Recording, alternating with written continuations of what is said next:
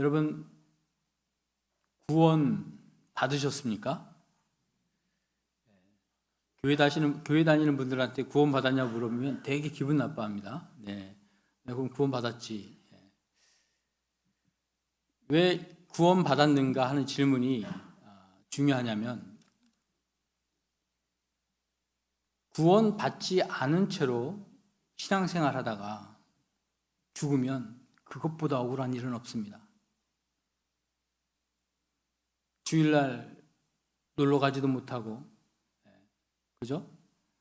평생을 신앙생활 한다고 쫓아다녔는데 나중에 하늘나라 갔더니 내가 너를 모른다, 너 신앙생활 잘못했구나, 너 구원받지 않았다. 얼마나 억울합니까? 얼마나 억울해요? 또 억울한 게 있는데 뭐냐면, 구원의 참 의미와 맛을 모른 채로 살아가다가 천국 가는 사람입니다. 구원이 이 땅에서는 별로 의미가 없고 그냥 구원 받았다는 거 하나만으로 살다가 어떻게 죽어서 하늘나라 갔더니 천국 갔어요. 그것도 좋은 일이지만 여러분, 구원의 참 의미를 깨달으면 내 현재의 삶도 달라져야 됩니다. 그렇지 않습니까? 구원 받은 사람과 받지 않은 사람, 구원 받은 그 날과 받기 전의 날과 별반 차이가 없다. 나는 예수 믿고 구원 받았는데 내 주변 사람들이, 내 친구들이 너 교회 다녔어? 너 예수 믿는 사람이야? 그런다는 거죠. 뭔가 좀 이상하다는 거예요. 이상하다는 거예요. 그럼 우리의 현재 상태, 상황, 이것을 말씀으로 점검해야 합니다. 인간은 하나님께서 완벽한 존재로, 영생을 살 수 있는 존재로 만드셨습니다. 그러나 그들이 죄를 짓고 타락하여 결국 영생이 아니라 죽을 수밖에 없는 존재로 되었다. 그렇죠? 그래서 모든 사람은 범죄했습니다. 모든 사람은 타락했어요. 심지어는 어린아이들조차도 그래요. 어린아이들, 이제 막 태어난 어린아이들, 한 5개월밖에 안 된 아이들, 뭘 압니까? 그 순진 무관 아이들도 자세히 들여다보면 그들 안에 욕심이 있고 때로는 어른들한테 거짓말을 합니다. 엄마 앞에서 뻔한 거짓말을 해요. 아주 입에 침을 바르지도 않고 거짓말을 하는 경우도 있고, 들킬 것 너무나 당연한데도 거짓말을 합니다.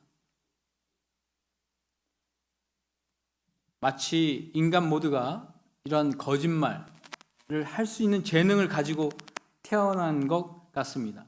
사람들이 그러죠. 그거 거짓말 다 하는 거 아니야? 귀엽게 봐줄 수 있는 거 아니야? 여러분, 거짓말은 모든 죄의 출발입니다. 그 작은 거짓이 자라서 한 사람의 인생을 굴곡시키기도 하고 잘못된 길로 빠지기도 하고 한 나라를 파괴시키기도 합니다. 악이라는 것은요, 죄라는 것은 아주 평범한 일상 속에서부터 시작됩니다. 그래서 우리가 이것을 잘 파악해야 됩니다. 이야기 하나를 우리가 듣도록 하겠습니다. 유태인 학살의 집행자, 유대인을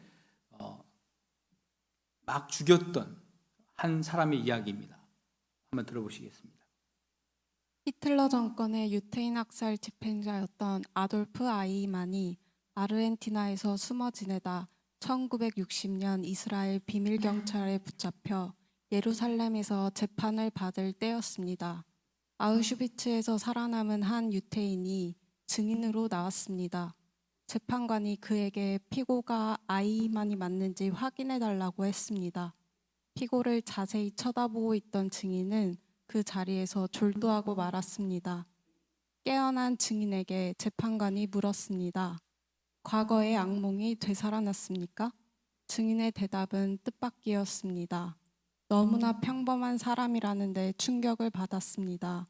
너무나 평범한 사람이라는 사실에 나도 아이히만이 될 수 있고 내 속에도 아이만이 살고 있을 수 있다는 사실에 놀랐습니다. 많은 사람을 끔찍하게 살해시킨 아우슈비츠에서 그 사람들을 직접 죽였던 그 사람이 이제 전범으로 잡혔는데, 막상 보니까 너무나 평범한 사람이었다는 거예요. 그냥 옆집 아저씨 같았다는 거예요. 그렇게 막 마귀 같고 악랄하게 생겼을 줄 알았는데 너무나 그냥 우리와 같았다는 거예요. 여러분 사시면서 지금까지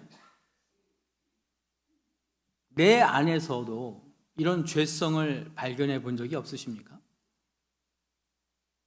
나는 착한 사람인 줄 알았는데, 나는 그래도 꽤 괜찮은 사람인 줄 알았는데, 막상 어떠한 유혹 앞에서 좌절하고 때는 악해지고 악랄해지고 과격해지는 내 모습을 발견해 본 적 없으십니까? 자신의 죄성을 느껴본 적이 없으십니까? 여러분, 악은 아주 평범하게 들어와 있습니다. 악한 사람은 특별히 머리에 뿔이 나고 얼굴 색깔이 다르고 그렇지 않습니다. 결국 우리 모두가 죄인이다. 겉으로 볼 때는 평범하고 선한 사람 같지만 결국 우리는 다 악한 사람이다라는 것을 성경은 계속해서 얘기하고 있습니다. 두 번째 이야기 한번 들어보도록 하겠습니다. 한 과학자가 인간이 어떻게 하면 죽지 않고 오래 살 수 있을까를 연구했다. 연구한 결과 사람들의 세포에 가장 중요한 것은 산소라는 것을 발견했다. 죽어가는 세포에 산소를 풍부하게 공급해 주었을 때 죽어가는 세포조차 활동이 되살아나는 것을 발견했다. 그런데 그 산소가 생명을 불어넣는 것임이 틀림없지만 그것이 사람들의 세포를 서서히 늙게 하는 물질이라는 사실을 발견하게 되었다.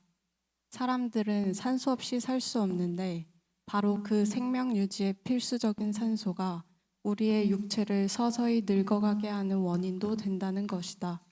결국 과학도 죽음이 들어와 있으며 죽을 수밖에 없는 존재라는 것을 증명하고 있다. 성경은 이 죽음의 메커니즘 안에 들어가 있는 모든 사람을 죽었다라고 말하고 있다. 성경은 우리가 결국 다 유한한 존재, 죽음 앞에 놓여 있는 것이라고 얘기하고 있는데 실제 과학자들이 그렇다는 것을 발견했다는 것이죠. 여러분, 생명과학을 연구하는 사람들의 그 꿈은 영생입니다.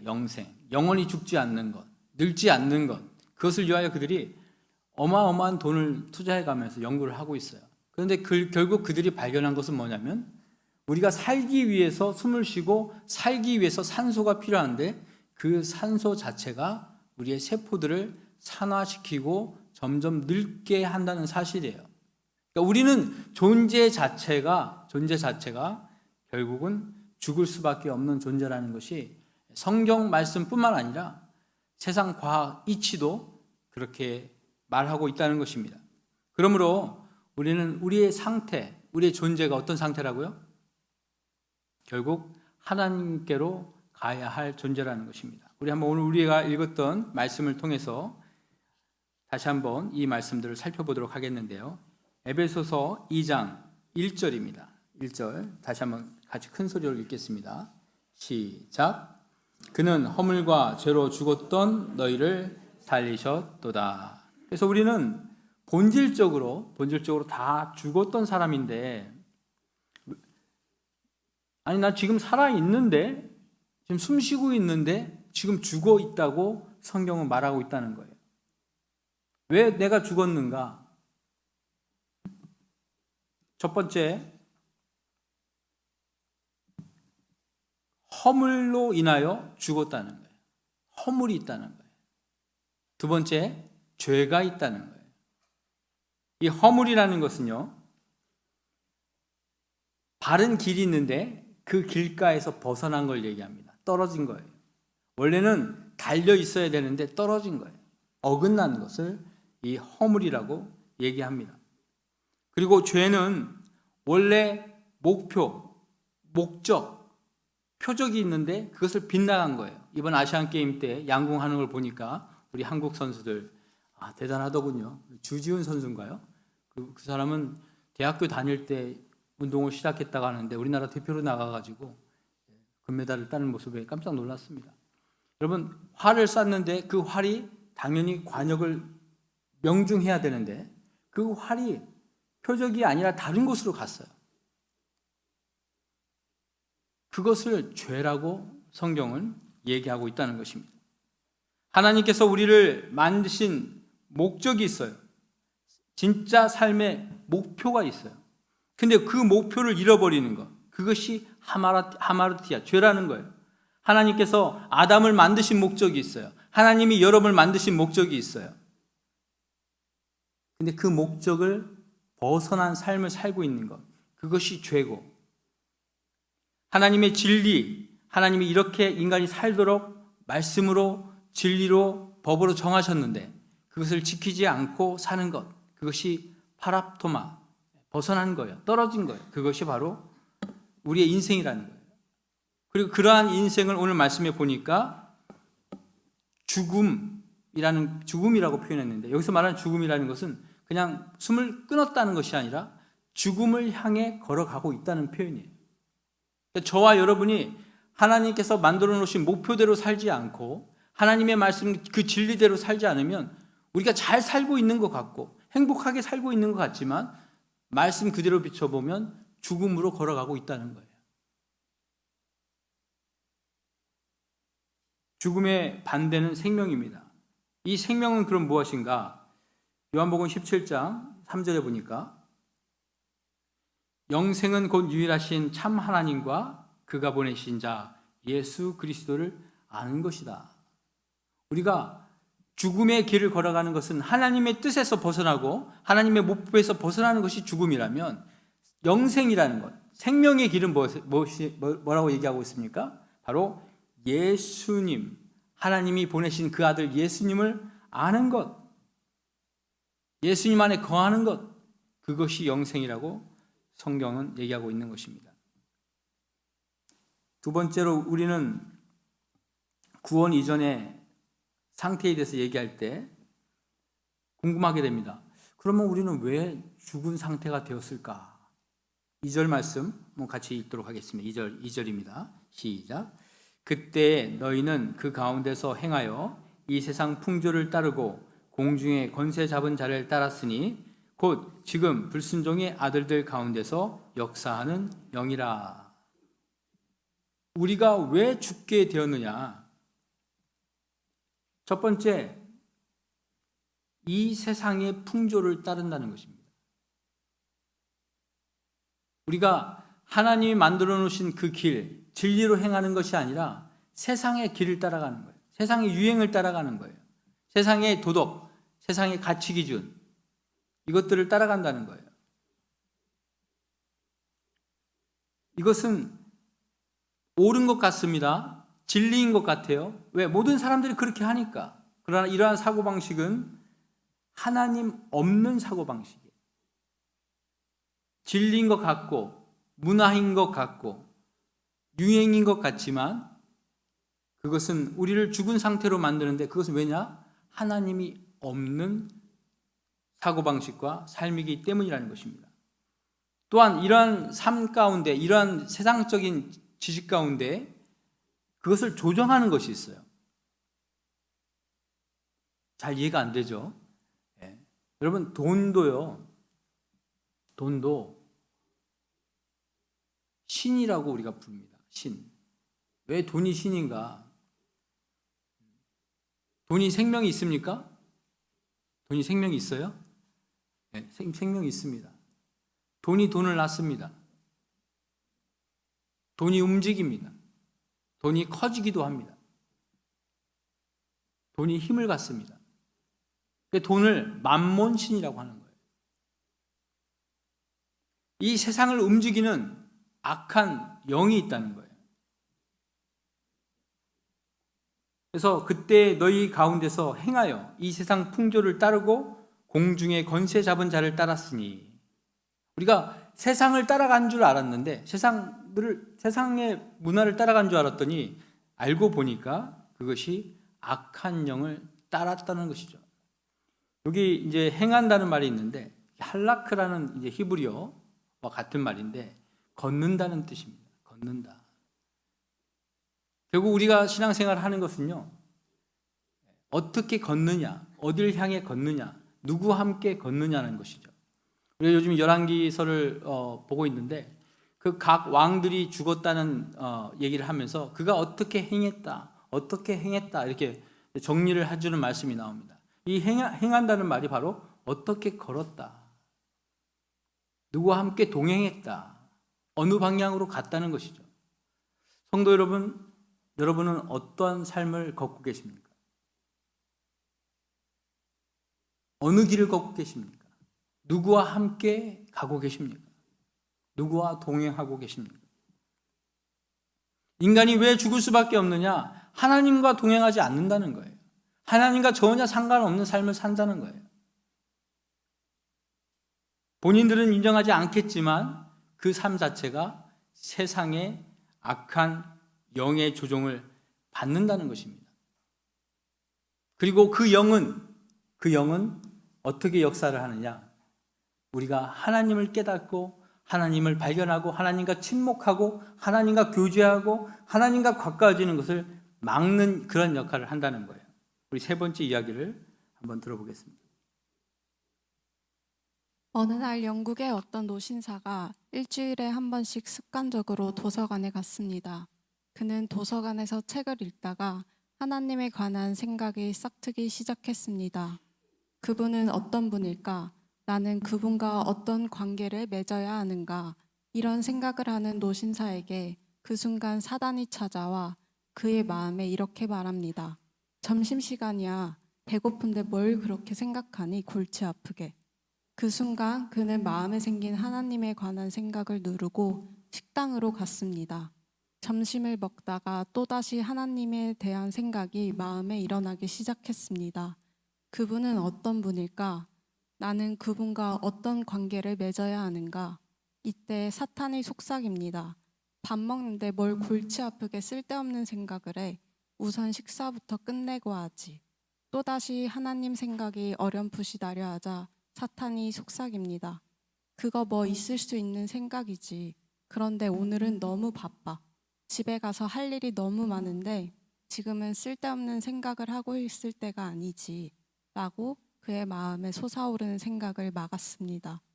그는 밖으로 나와 버스를 타자마자 자리에 앉아 신문을 읽으면서 아무 일도 없었던 것처럼, 어떤 자극도 변화도 경험하지 않았던 사람처럼 다른 때와 마찬가지로 집으로 갔습니다. 버스를 타고 가는 노신사의 뒤에서 사탄이 회심의 미소를 짓고 있었습니다. 여러분, 이 짧은 이야기가 주는 교훈이 뭘까요? 한번 생각해 보시기 바랍니다. 우리가 하나님을 사랑하고 하나님을 믿고 하나님을 예배하고, 그렇죠? 하나님의 백성입니다. 그러나 우리 삶 속에서는 사단은 자꾸 하나님에 대하여 망각하게 만드는 거예요.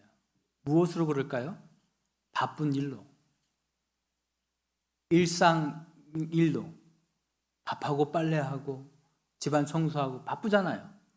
또 어떤 일이 생기잖아요. 자녀 문제, 또 친구들에게 연락이 오고, 이런 모든 일상을 통하여 나로 하여금 하나님을 잊고 살게 만든다는 거예요. 이게 악한 영이 하는 일이라는 거예요. 뭐 그럴 수도 있지. 그게 뭐 사단이 하는 일이야? 아니요, 그게 사단이 하는 일이라는 거예요. 세상의 영들이 여러분들을 하나님을 기억하지 못하도록, 하나님을 잊어버리고 살도록 그렇게 한다는 것입니다. 이처럼 악한 영에 조정받는 사람들은 어떤 상태가 되는가, 어떠한 결과를 갖고 오는가, 세 번째 보시겠습니다. 우리 3절 같이 읽습니다. 시작. 전에는 우리도 다 그 가운데서 우리 육체의 욕심을 따라 지내며 육체와 마음에 원하는 것을 하여 다른 이들과 같이 본질상 진노의 자녀이었더니. 우리가 악한 영에 이끌려 살 때는요, 결국은요, 우리는 우리의 육체의 욕심을 따라 산대요. 육체의 욕심, 쾌락과 정욕과 이생의 자랑, 이런 것들을 쫓아간다는 것입니다. 근데 이것이 오늘 말씀에 보니까 육체의 욕심이란 바로 육체와 육체의 마음이 원하는 것, 이 같은 말이라는 것, 동격으로 나오고 있습니다. 그러므로 우리가 알 수 있는 것은요, 뒷면을 돌아가서 보시면 악한 영에 조종받는 인간은 어떤 상태인가? 바로 불순종의 상태가 된다는 거예요. 여러분, 우리가 하나님 말씀을 아무리 잘 듣고 말씀을 들을 때 아멘, 내가 그렇게 살겠습니다. 또 설교 끝난 다음에 막 찬양을 하면서 결단하고 하나님 이렇게 살겠습니다 했는데 막상 삶의 현장으로 가서는 그 말씀과 전혀 상관없는 삶을 산다는 거예요. 그게 뭐예요? 그게 불순종이라는 거예요. 하나님 말씀을 붙들고 그대로 살아가야 하는데 다 잊어버린다는 거예요.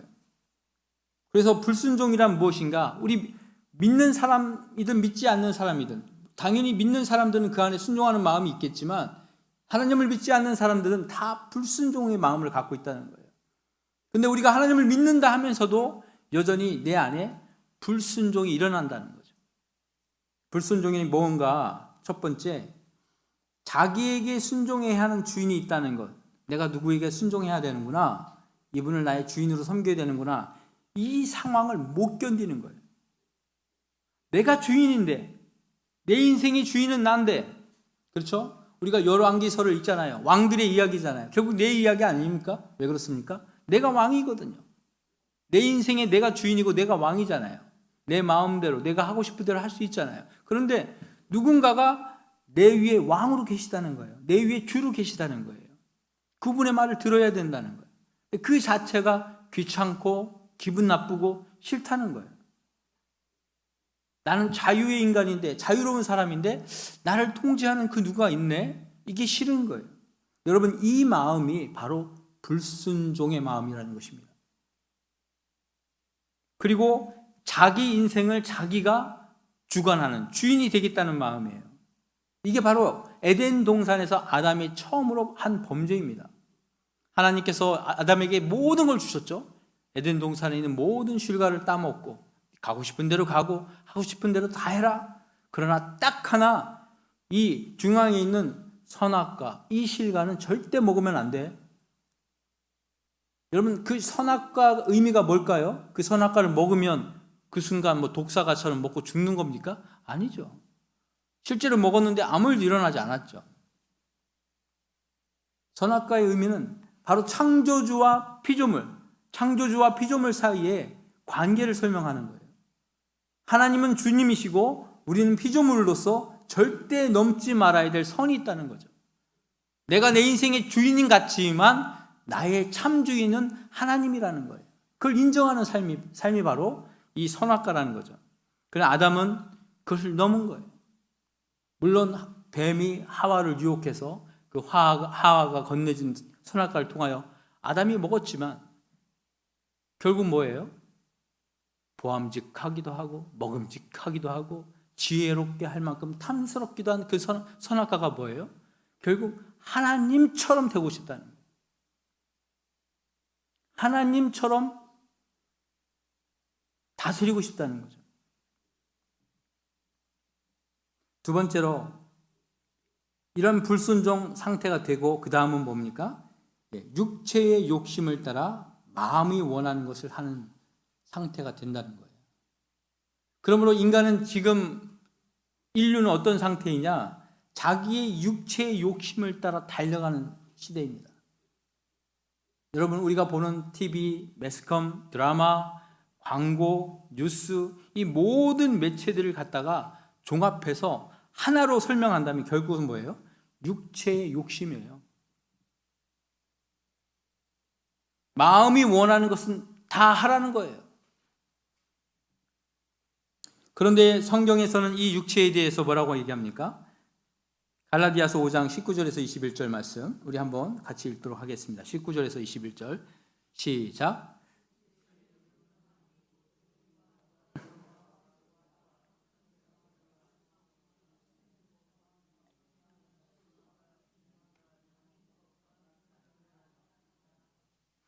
투기와 술 취함과 방탕함과 또 그와 같은 것들이라. 전에 너희에게 경계한 것 같은 것이 경계하노니 이런 일을 하는 자들은 하나님의 나라를 유업으로 받지 못할 것이니라. 육체의 일은 음행과 더러운 것과 호색과 우상숭배와 주술과 원수 맺는 것과 분쟁과 시기와 분냄과 당짓는 것과 투기와 술 취함과 방탕함과 또한 그와 같은 것들이다. 여러분 이 이야기를 읽으면서 이건 나하고 상관없네? 이건 나랑 조금 상관이 있네? 여러분 한 가지라도 이 가운데 걸리는 게 있다면 사실 저와 여러분은 하나님 나라를 유업을 받을 자격이 없는 것입니다.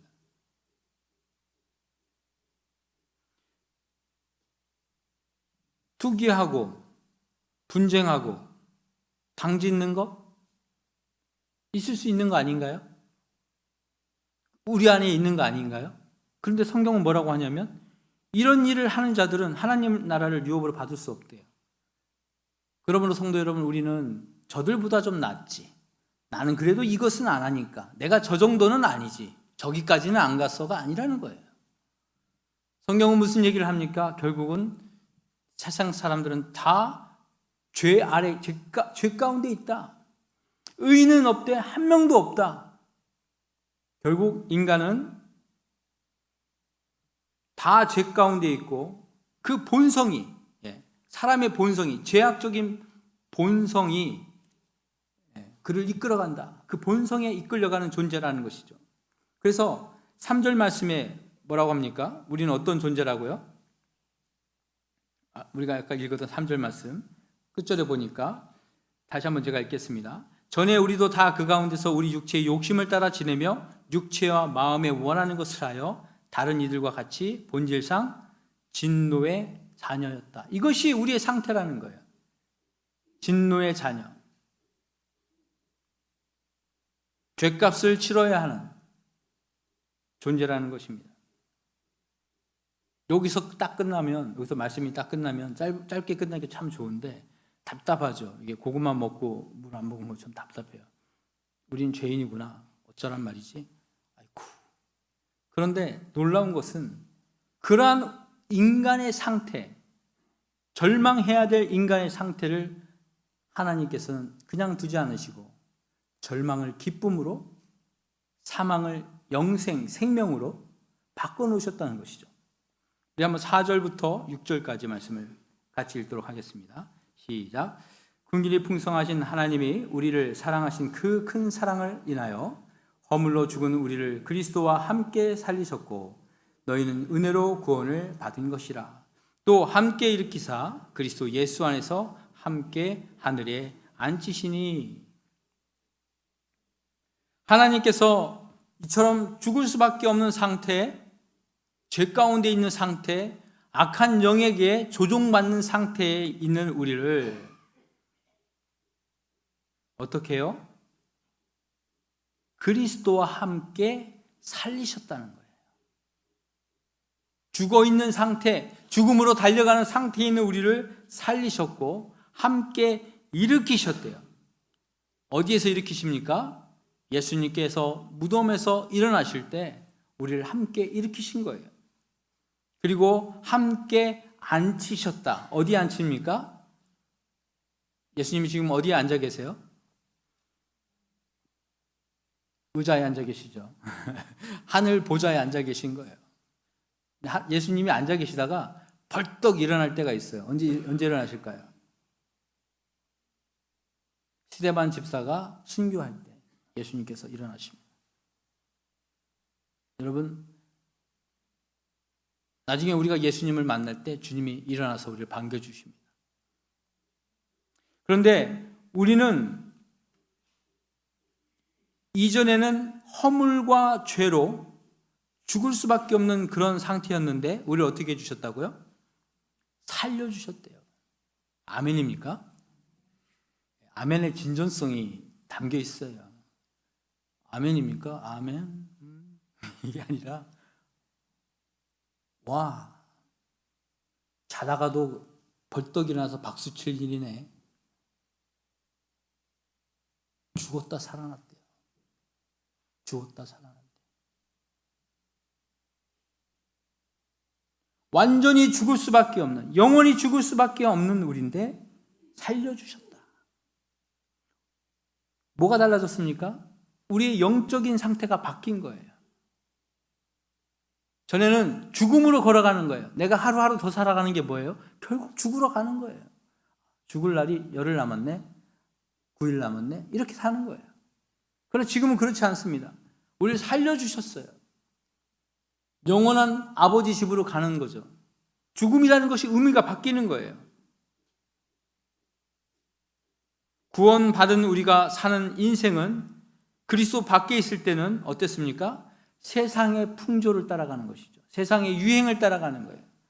악한 습관을 따라가는 거예요. 어른들이 하는 걸 아이들이 따라가고, 친구들이 하는 거 다른 친구가 따라가고, 형님이 하는 거 동생이 따라가고, TV에서 하는 거 보고 그대로 따라하고, 외국에서 하는 거 갖고 와서 또 우리 또 따라하고, 교회 밖에서 하는 거 또 교회에 가져와서 또 하고, 세상을 주인으로, 내 자신이 주인으로 그렇게 살았던 우리가 그리스도 안에 있게 되면서 어떻게 바뀝니까? 우리를 일으키셨다.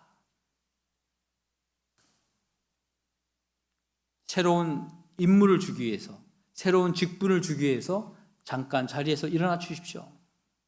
이렇게 세우는 거예요. 뭐가 달라졌습니까? 주인이 달라진 것입니다. 이전엔 내가 주인이었어요. 내가 뭔가를 하려고 했었어요. 내가 가장이고, 내가 남자고, 남편이고, 내가 목사고, 내가 뭔가를 해야 될 것 같고. 그렇지 않습니다. 여러분, 예수 믿는 사람은요, 예수 믿고 구원받은 사람은요, 주인이 있습니다. 우리가 예수님을 주님이라고 부르잖아요. 주님, 한번 불러볼까요? 주님. 주님. 주님을 세 글자로 하면 주인님.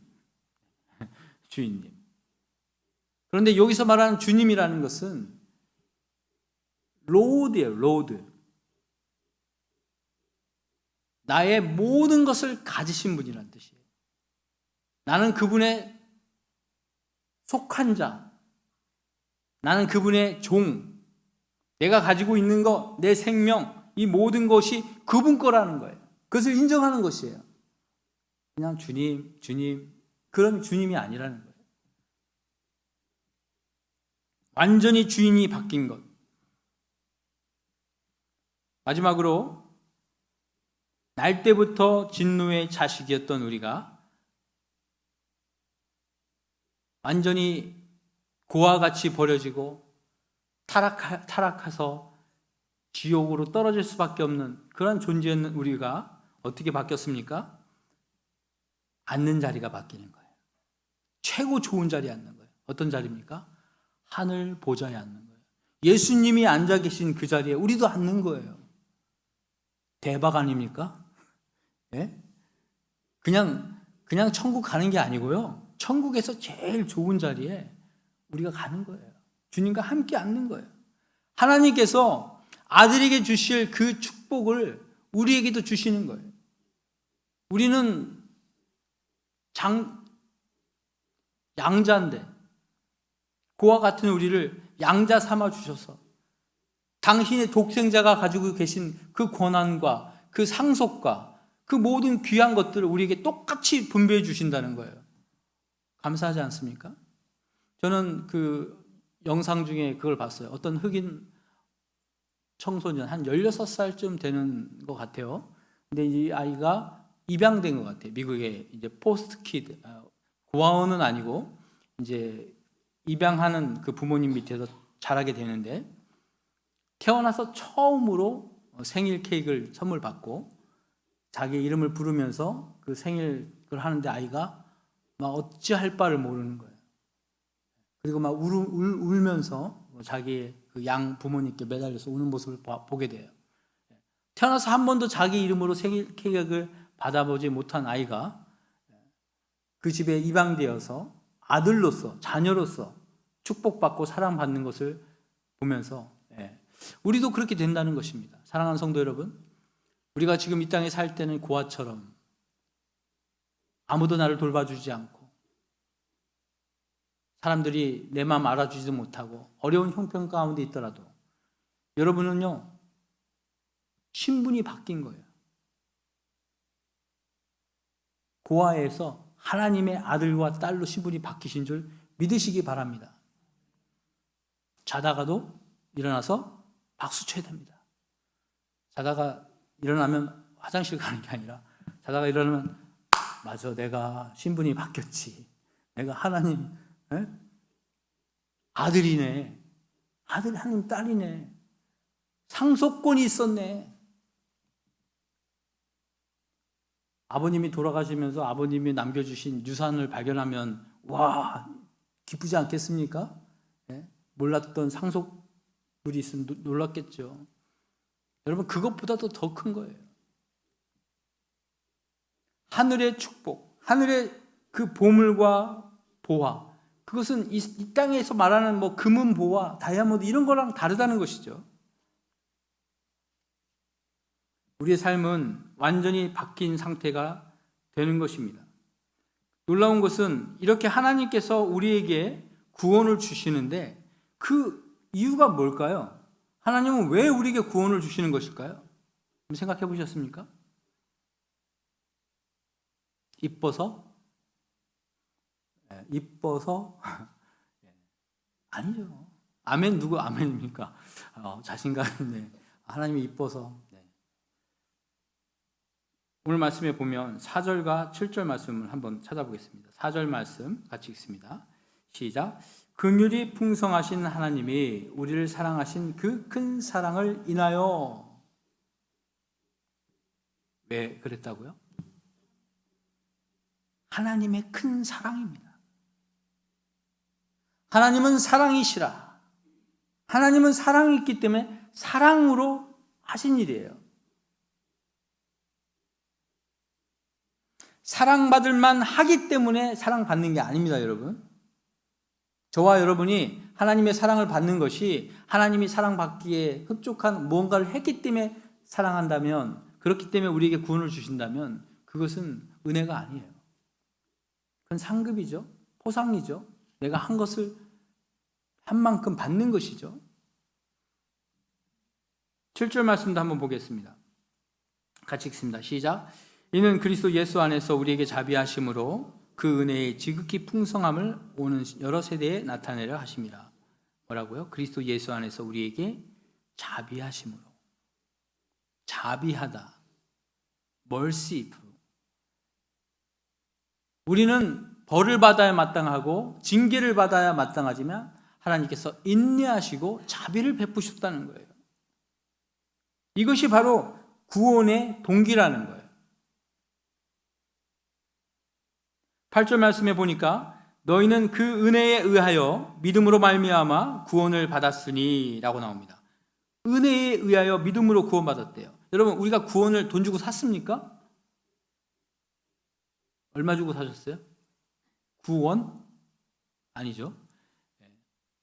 10원 주고? 아니잖아요. 구원은 그냥 받은 거란 말이에요. 공짜로 받은 거란 말이에요. 보니까 은혜에 의하여 믿음으로 말미암아 구원을 받는데요. 이게 무슨 말입니까? 은혜에 의하여 믿음으로 구원받는다는 말은 은혜, 받을 자격이 없는데 받았다는 거예요. 가치가 없는데 받았다는 거예요.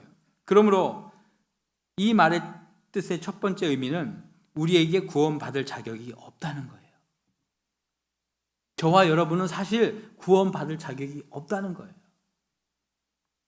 두 번째는 우리의 행위가 아니라 하나님이 주신 믿음으로 구원받는다는 거예요. 그러니까 우리가 믿어서 구원받는데 그 믿음도요, 하나님이 주신 믿음이라는 거예요.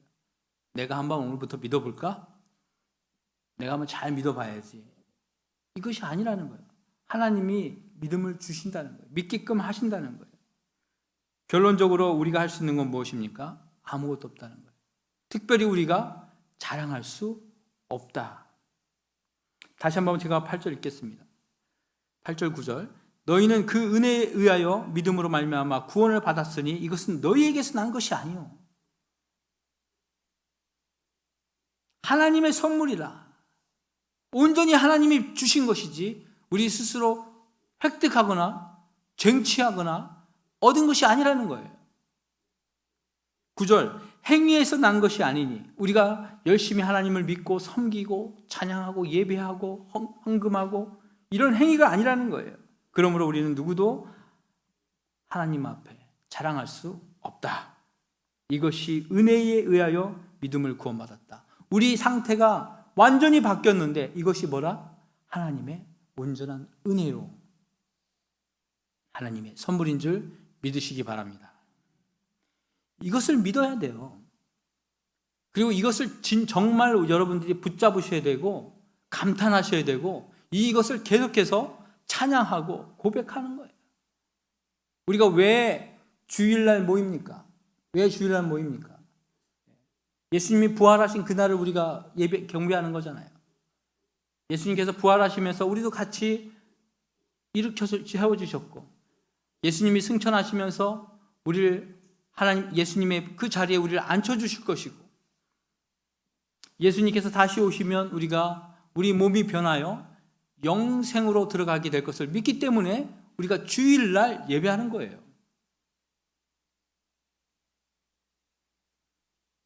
이처럼 하나님께서 우리를 구원하셨는데 그 목적이 무엇인지 7절과 10절을 다시 한번 읽고 우리가 마치도록 하겠습니다. 첫 번째 7절 같이 읽습니다. 시작. 이는 그리스도 예수 안에서 우리에게 자비하심으로 그 은혜의 지극히 풍성함을 오는 여러 세대에 나타내려 하심이라. 하나님께서 우리를 구원하신 목적은요, 그 하나님의 자비하심, 그리스도 안에서 나타난 그 자비하심, 그 은혜를요, 세대에게 나타내시기 위함이다. 하나님께서 당신의 자비하심과 그 은혜의 풍성함을 드러내시기 위함이다. 우리 하나님께서 영광받기 합당하신 분임을 만천하에 보여주기 위함이다라는 거예요.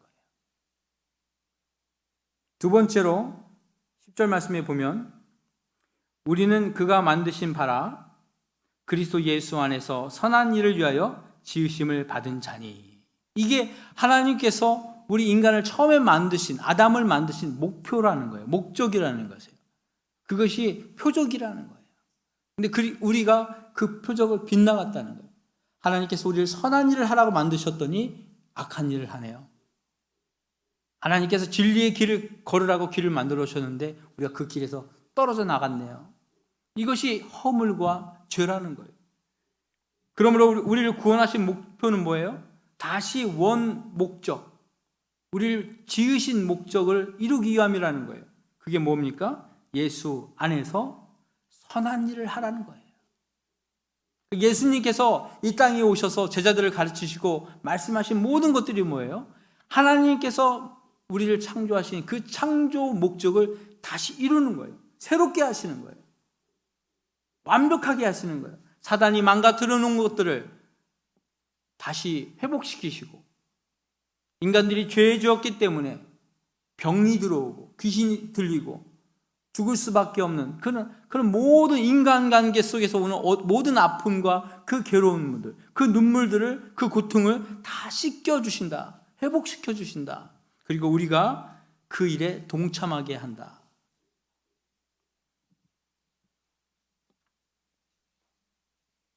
우리는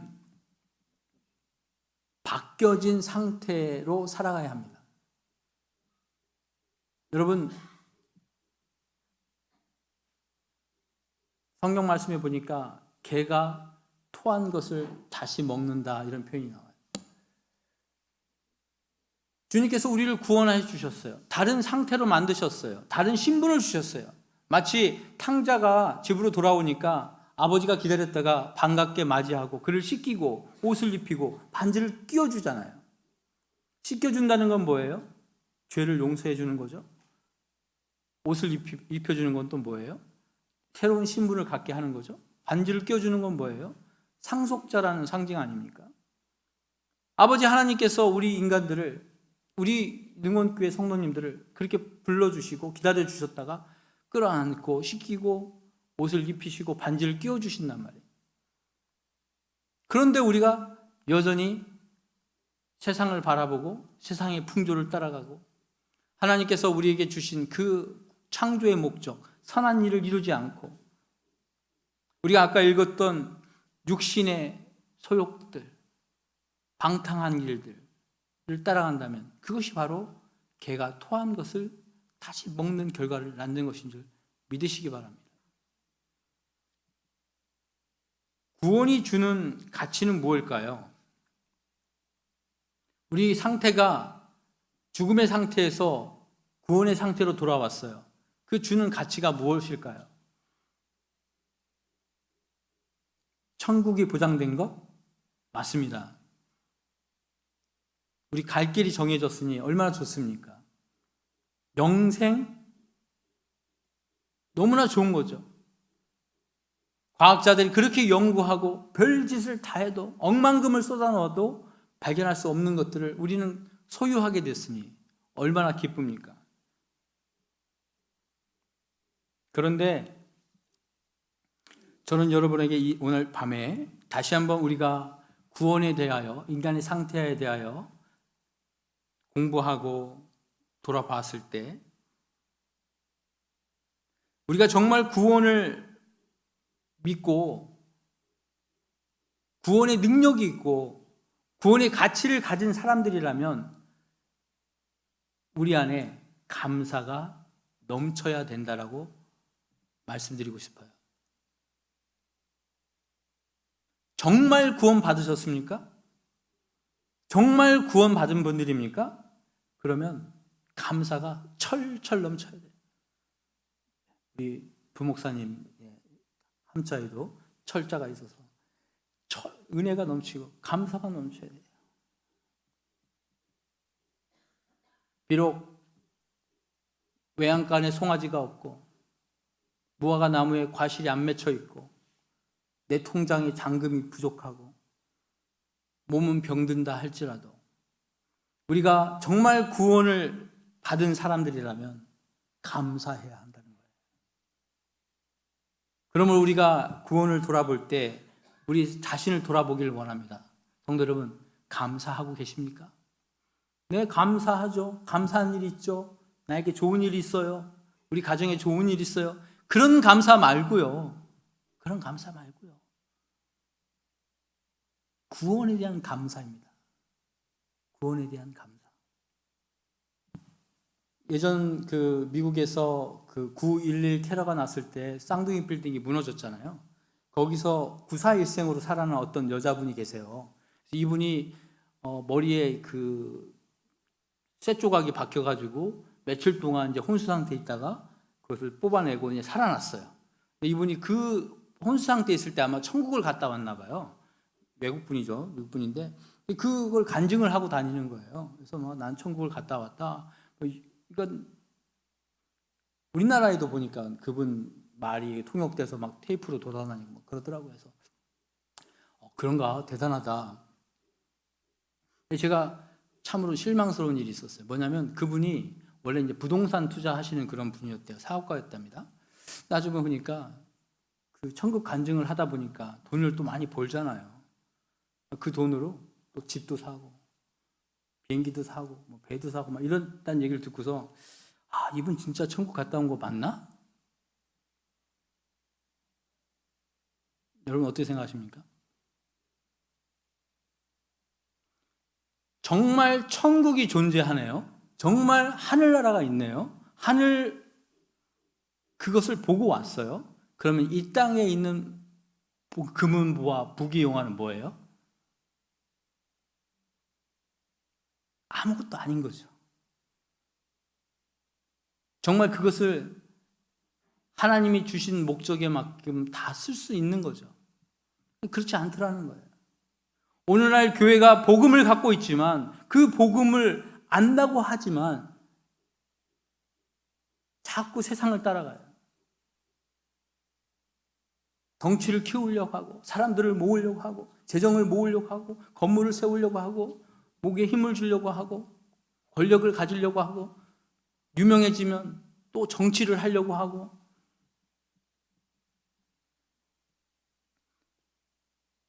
구원이 주는 가치가 무엇일까요? 그것은 생명입니다. 영원한 생명입니다. 그리고 신분의 변경입니다. 그리고 미래의 보장입니다. 두려워할 필요 없습니다. 우리에게는 감사만 남은 줄 믿습니다. 우리 이 시간